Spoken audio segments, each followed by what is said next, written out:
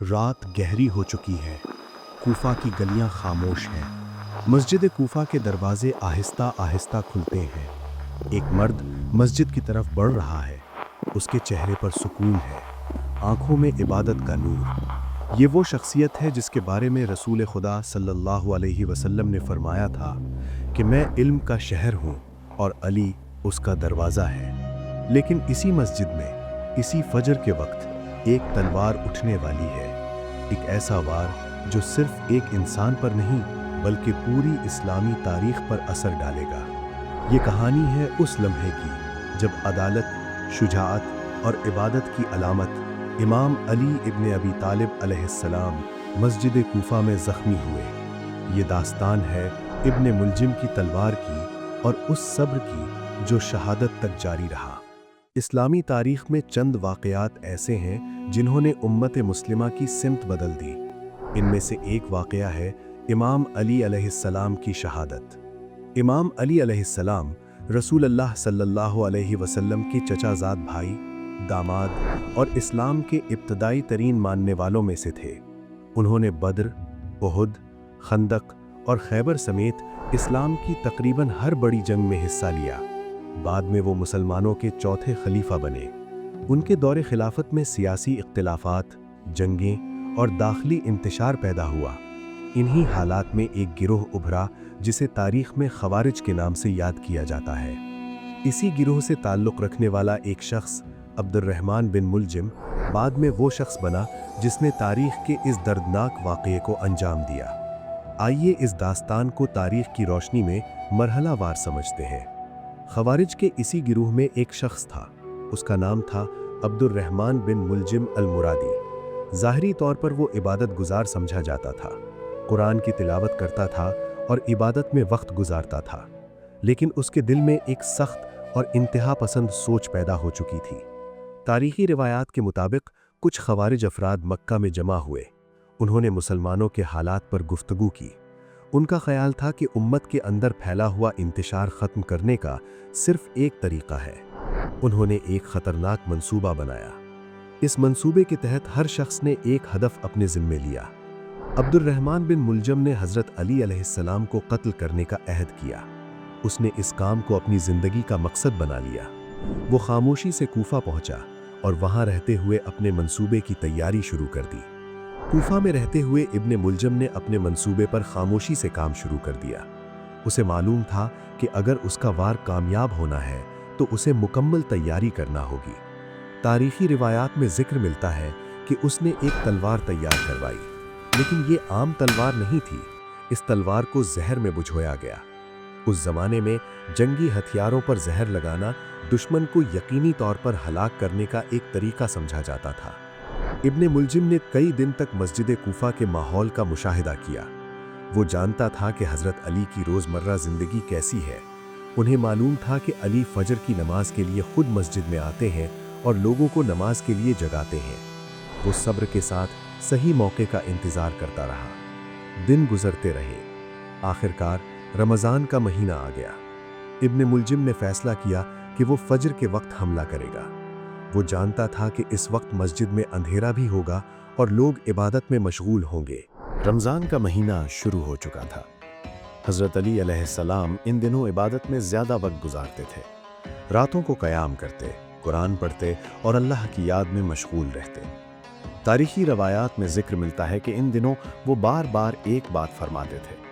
وہ کہتے تھے، خدا کی قسم، یہ وہ مہینہ ہے جس میں مجھ سے وعدہ پورا ہونے والا ہے۔ یہ الفاظ سن کر بعض لوگ حیران ہوتے تھے، گویا حضرت علی علیہ السلام کو اپنے انجام کا احساس تھا۔ ان کی زندگی ہمیشہ سادگی اور عبادت سے بھرپور رہی۔ وہ ایک حکمران ہونے کے باوجود عام لوگوں کی طرح زندگی گزارتے تھے۔ فجر سے پہلے وہ اکثر خود مسجد کی طرف جاتے اور راستے میں لوگوں کو جگاتے۔ وہ آواز دیتے، نماز، نماز کے لیے اٹھو۔ یہ منظر اس بات کی علامت تھا کہ ان کے نزدیک عبادت اور اللہ کی اطاعت سب سے زیادہ اہم تھی۔ اسی رات بھی وہ اسی معمول کے مطابق مسجد کی طرف روانہ ہوئے، لیکن مسجد میں ایک شخص پہلے سے موجود تھا، ایک ایسا شخص جو تاریخ کا رخ بدلنے والا تھا۔ کوفہ کی مسجد اس وقت نیم تاریکی میں ڈوبی ہوئی تھی۔ چند لوگ پہلے سے موجود تھے، कुछ इबादत में मसरूफ थे और कुछ फजर की नमाज का इंतजार कर रहे थे। हजरत अली अलैहिस्सलाम मस्जिद में दाखिल हुए। उनके कदमों में सुकून था और चेहरे पर इबादत का नूर। उन्होंने लोगों को नमाज के लिए तैयार होने का कहा। इसी मस्जिद के एक सुतून के करीब एक शख्स खामोश बैठा था। वो बार बार अपने इर्द गिर्द देख रहा था। उसके हाथ में तलवार थी। ये अब्दुर्रहमान बिन मुलजिम था। वो अपने दिल में छुपे मंसूबे के साथ सही लम्हे का इंतजार कर रहा था। मस्जिद के अंदर खामोशी थी। नमाज शुरू होने वाली थी। हजरत अली अलैहिस्सलाम आगे बढ़े और इमामत के लिए खड़े हो गए। नमाज शुरू हुई। लोग सुकून के साथ अल्लाह के सामने झुक गए। लेकिन इसी खामोशी के अंदर एक खतरा छुपा हुआ था। एक ऐसा लम्हा जो चंद लम्हों बाद तारीख बनने वाला था। नमाज जारी थी। हजरत अली अलैहिस्सलाम रुकू और सजदे में अल्लाह के हुजूर झुके हुए थे। इसी लम्हे इब्ने मुलजिम ने मौका देखा। वो अचानक आगे बढ़ा। उसके हाथ में तलवार थी और उसने पूरी ताकत के साथ वार किया। तलवार हजरत अली अलैहिस्सलाम के सर पर लगी। जख्म इंतहाई गहरा था। मस्जिद में एक लम्हे के लिए सुकूत छा गया। फिर अचानक शोर बुलंद हुआ। लोगों को समझ आ गया कि एक खौफनाक वाकया पेश आ चुका है। तारीखी रवायात के मुताबिक इस लम्हे हजरत अली अलैहिस्सलाम के लबों से ये अल्फाज निकले, फुज़्तु व रब्बिल काबा, यानी रब्बे काबा की कसम, मैं कामयाब हो गया। ये अल्फाज एक ऐसे इंसान के थे जिसने अपनी पूरी जिंदगी अल्लाह की राह में गुजारी थी। लोग फौरन इब्ने मुलजिम की तरफ लपके। चंद ही लम्हों में उसे पकड़ लिया गया, लेकिन उसका वार अपना काम कर चुका था। हजरत अली अलैहिस्सलाम शदीद जख्मी थे। लोगों ने फौरन उन्हें मस्जिद से उठाया और घर ले गए। कूफा के मारूफ तबीब को बुलाया गया। उन्होंने जख्म का मुआयना किया। जख्म इंतहाई गहरा था और तलवार जहरीली थी। तबीब ने बताया कि जहर जिस्म में फैल चुका है। ये खबर सुनकर लोगों के दिल दहल गए। हजरत अली अलैहिस्सलाम 2 दिन तक जिंदा रहे। इन दिनों में उन्होंने अपने बेटों हजरत हसन और हजरत हुसैन अलैहिस्सलाम को नसीहतें की। उन्होंने फरमाया कि हमेशा इंसाफ का रास्ता इख्तियार करना। उन्होंने ये भी कहा कि अगर मैं वफात पा जाऊं तो कातिल के साथ भी इंसाफ किया जाए। ये अल्फाज एक अजीम हुक्मरान की अदालत को जाहिर करते हैं। शदीद तकलीफ के बावजूद वो सब्र के साथ अल्लाह को याद करते रहे। जब कूफा के लोगों को मालूम हुआ कि हजरत अली शदीद जख्मी हो गए हैं तो पूरे शहर में गम की फिजा फैल गई।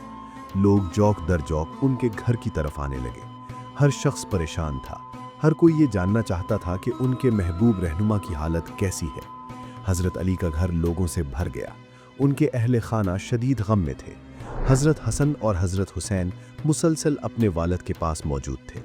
लोग दुआ कर रहे थे कि अल्लाह उन्हें शिफा अता करे, लेकिन जख्म बहुत गहरा था और जहर अपना असर दिखा रहा था।